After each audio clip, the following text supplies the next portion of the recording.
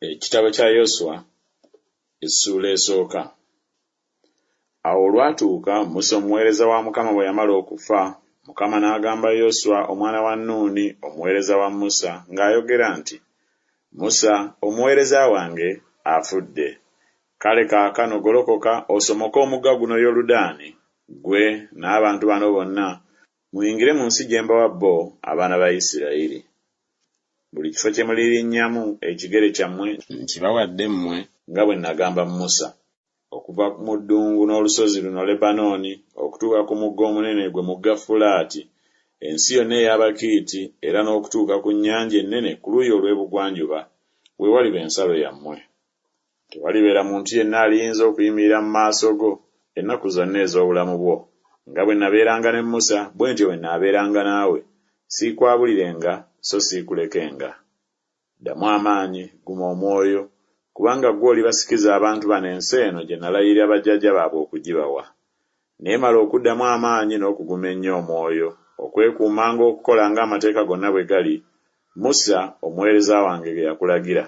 Tokyamanga okugaleka ku mukono ogwa ddyo newaakubadde ogwa kkono, olyoke oweebwenga omukisa buli gy'onoogendanga yonna. Ekitabo kino eky'amateeka tekiivenga mu kamwako, naye onookirowoozangamu emisana n'ekiro, olyoke weekuumenga okukolanga byonna bwe biri ebiwandiikiddwamu. Kubanga bw'onootegereza bw'otyo ekkubo lyo, era bw'onooweebwanga omukisa bw'otyo. Si nze nkulagidde?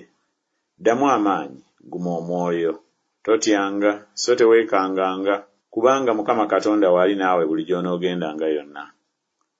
Yoswa n'alyoka alagira abaami b'abantu ng'ayogera nti, muyite wakati mu lusiisira mulagire abantu nga mwogera nti, mweteekereteekere emmere, kubanga ennaku 3 nga tezinnayita mugenda okusomoka omugga guno Yoludaani okuyingira okulya ensi Mukama Katonda wammwe gy'abawa okugirya. Era Abalewubeeni n'Abagaadi n'ekitundu eky'ekika kya Manaase, Yoswa n'abagamba ng'ayogera nti, mujjukire ekigambo Musa omuweereza wa Mukama kye yabalagira, ng'ayogera nti, Mukama Katonda wammwe abawa ekiwummulo era alibawa ensi eno.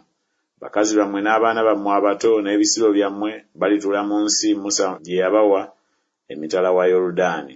Naye mmwe mulisomoka mu maaso g'abaganda bammwe nga mulina ebyokulwanyisa. Abazira mwenna ab'amaanyi mulibabeera okutuusa Mukama lw'alimala okubawa baganda bammwe ekiwummulo nga bw'awadde mmwe, era nabo lwe balimala okulya ensi Mukama Katonda wammwe gy'abawa bo. Ne mulyoka muddayo mu nsi gye mwalya mugirye, Musa omuweereza wa Mukama gye yabawa emitala wa Yoludaani ku luuyi olw'ebuvanjuba. Ne bamuddamu Yoswa nga boogera nti, byonna by'otulagidde tulibikola, era buli gy'onootutumanga tunaagendanga. Nga bwe twawuliranga Musa mu bigambo byonna, naawe tunaakuwuliranga bwe tutyo. Kyokka Mukama Katonda waabe naawe nga bwe yali ne Musa. Buli muntu yenna anaajeemeranga ekiragiro kyo era ataawulirenga bigambo byo mu byonna by'onoomulagiranga, anattibwanga. Naye ddamu amaanyi, guma omwoyo.